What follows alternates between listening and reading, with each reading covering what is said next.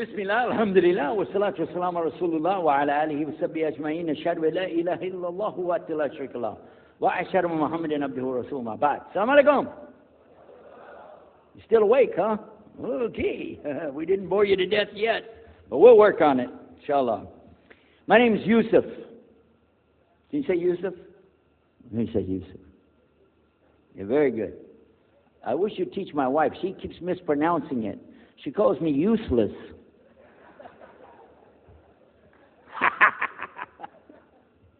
Alhamdulillah. Now, how many of you were in the program today? I was teaching us, trying to teach about how to call the people to Islam called da'wah. How many were there? Okay? All right. I just used an example what I was telling you about. Remember I was telling you when you introduce yourself to somebody, you got to get friendly with them. So I just used an example right there. Because this will disarm the people. This disarm them and make them relax a little bit. Because they're coming to you with things like, how come you Muslims has to kill all the people? What kind of question is that? How come you have to beat your wives? Why does your book tell you that you're the only ones going to go to paradise? So these kind of questions, when they come to you, what are you going to do? So the first thing, as we said in the program, and I hope, by the way, if you didn't join us today, join us tomorrow. Are we continuing tomorrow on the Dawah thing or no? Oh, okay. But when we're doing it, you look through the schedule. I'm not going to get into that, but just look through the schedule and join us for this whenever we're talking about the Dawah. Because part of giving Dawah is you. And if the people aren't buying it, they're not going to listen to what you got to say. So you got to soften them up a little bit. Got me? Okay, where are we? The subject tonight is the subject of priests and preachers entering Islam. And often people ask me, we heard about you used to be a priest or something, and you came into Islam, so, tell us about it. We want to know, how does that happen? And it's not just Muslims who want to know. Non-Muslims would like to know the story too, because they feel like, you mean you didn't understand? I mean, you were a priest, you didn't understand about Jesus? Come on, man. So it's a topic that I talk about a lot. The first thing I have to do is clarify a couple of points. I was not a priest. In the English, we use the word priest to mean somebody who is in the Catholic Church. If you're not from the Catholics, if you're from the Protestants, then you don't use that term. We usually use the term, for instance, pastor, minister, preacher, reverend, and these are some of the titles. We came up with an awful lot of them because that's the way humans are, right? Give ourselves titles. So I was a preacher and a minister of music. But it doesn't really matter, but just if you're talking to a Christian and you say a priest, he's going to say, oh my God, how is that? And when they find out, oh, you weren't a Catholic, well, that's a lie, then you weren't a priest. So I want to clarify that.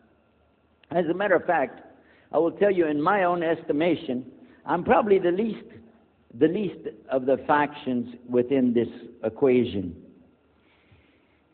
Because there were so many other people that came into Islam the same time I did. That's why it takes a little bit of time to tell the story. But they asked me to tell it tonight, so we're going to do that. But I want you to listen carefully to realize what goes through the mind of a person that's not Muslim. Okay? And I usually start out by telling people that my father and I were both ministers, and both of us were also businessmen. In the reverse order. We were business first and preacher second. Got me? Because, well, as they say, business is business. And that's exactly how it worked. We operated mostly in Texas. We had a place in San Antonio, Houston, and also in the Dallas area. And we were very concerned about Christian conditions. So my father started something called Concerned Christian Centers. And basically, if you look at it from a material point of view, it was a place to sell stuff. But what we would do is take consignment things in. People could bring things into us, and then we would sell it and keep part of the money. And keep a lot of the money. But anyway, they would bring in what they make with their hands, arts and crafts. And a lot of old women, they like to sit around and make things, then they give it to us, And this helps the church, which is called the church, and then it helps them as well. So it became like business and religion tied together, and that's very common in our country. At one point, my father told me, we're going to start doing business with a man from Egypt. Well, I said, well, that's great. International sounds good. We can put this in our business card. We're international. He said, and this man is from Cairo, Egypt. And that's where, if you know, they have the Nile River. They have those big pyramids. They have the Sphinx, Abu Hul. You know, they got everything. And we said, oh, this is good. He said, and he's a Muslim. I'll never forget it. I've told the story many times, but it's just like it happened yesterday. I'm standing in between the kitchen, or in the dining room and the living room area. You know, like this when we're talking, and I just stopped like this. I said, what? A Muslim? No way. No way do I want anything to do with that. Dad, come on, you should know better than anybody. Because we were linked in with other preachers. My father supported people like Pat Robertson. Huh? You know him? Pat Robertson? And Oral Roberts. He's not very popular anymore, but he used to be real strong. And his ministry up in Tucson, Tulsa, Oklahoma. In addition to that, people like Benny Hinn. I don't know if you heard of Benny Hinn. He's coming over this way, so look out.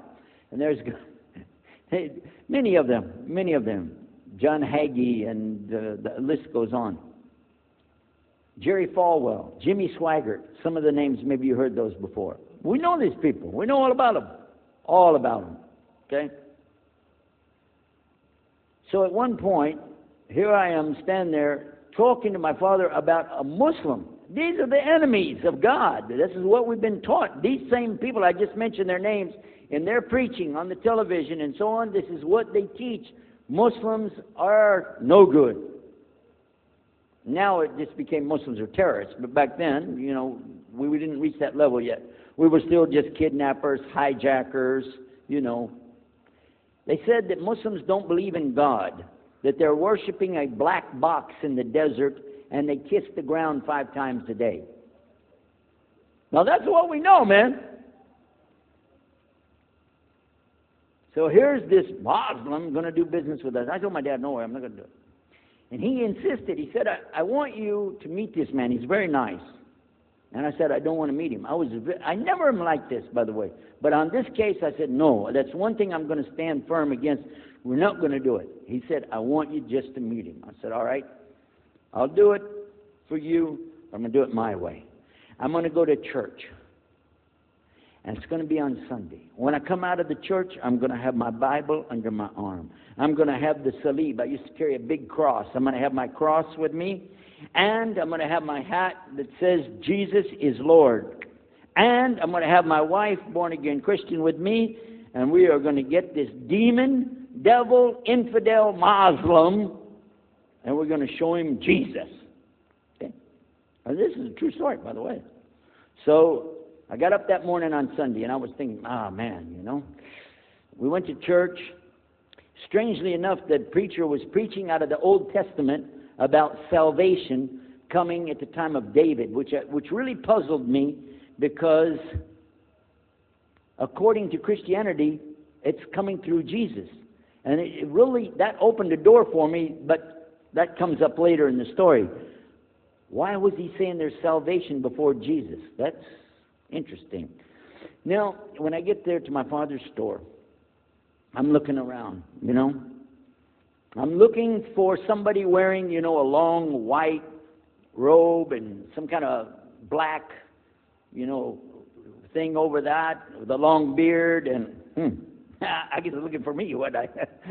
Anyhow, when I get in there, I don't see this guy.